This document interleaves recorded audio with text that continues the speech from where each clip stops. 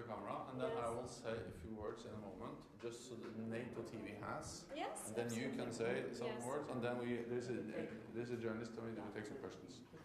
Okay, so Prime Minister Jakob Stoltenberg, Katrin, it's great to have you here in NATO, and Iceland is really a staunch supporter of our alliance, and you are a founding member, and you play an important role for our alliance in many different ways. Your strategic location, your very strong commitment to our core values, but also by actually helping to bind North America and Europe together. All of that is important for us, and it is especially important now when we have the most critical moment for European security in decades, that we make sure that Europe and North America stands together, and we are grateful for the contributions you are making to our shared security, both when it comes to providing support to Ukraine, but also implementing sanctions, and also closing the Icelandic airspace. So I look forward to our meeting, and I really highly value all the contributions you are making to the transatlantic alliance and NATO. So welcome. Thank you, Յենս, and thank you for receiving us so late, because we were quite late because of the weather in Iceland. Yeah. So sorry about that. But it was very important that we have this meeting, because the situation, as you so well described, is very different from what it was just a week ago. The Icelandic government has condemned this invasion in Ukraine in the strongest possible terms, and actually the Icelandic parliament is in complete unity in that condemnation. So what we have been doing, we actually doubled our humanitarian support today, and as you said, we have been aligned with EU and NATO in sanctions and other things that we can do to show our support with the Ukrainian people. Because first and foremost, it is the civilians, the men, women and children who suffer when we see a military aggression of this kind. Okay, we have thank you. Questions. Then you can, but I think then we can turn off. Okay. No. Oh, we continue. Okay. Please, you take the question. Yes, Secretary General, thank you so much for having us here. My name is Ólöf Ragnarsdóttir from the National Broadcasting Service of Iceland. Why do you think Iceland is important for NATO? Iceland is important for NATO for many reasons. The strategic location in the Atlantic is important because it actually is a vital bridge between North America and Europe. It helps us with maritime patrol activities in the North Atlantic, extremely important for the whole alliance.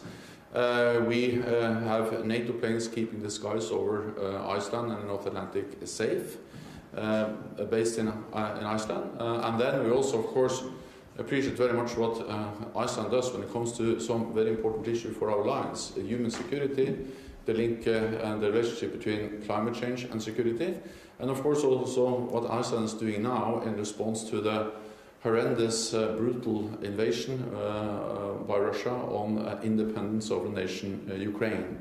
And then Iceland has played its part implementing sanctions, closing the airspace, and also providing support to Ukraine, humanitarian support, financial support, supplies. All of that is of great importance. And then I also clearly state that the very strong political message for Iceland is demonstrating unity of the whole alliance in condemning the invasion and the brutal attack on Ukraine. I think it's safe to say that NATO is more united than ever. What do you think it says about the alliance that we need an invasion for another country to, make the alliance so united?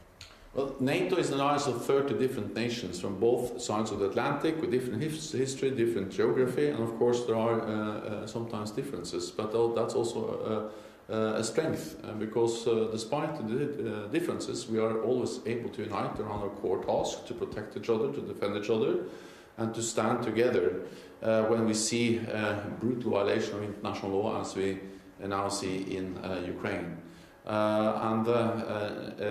What we have done over the last weeks and months is to significantly increase our presence in the eastern part of the alliance, in the Baltic countries, in Romania, in Poland, We have increased the readiness of the NATO response force. We have activated the NATO defense band, so we can more easily move troops throughout Europe and also further reinforce our presence in the east. And then NATO allies are also providing significant support to Ukraine.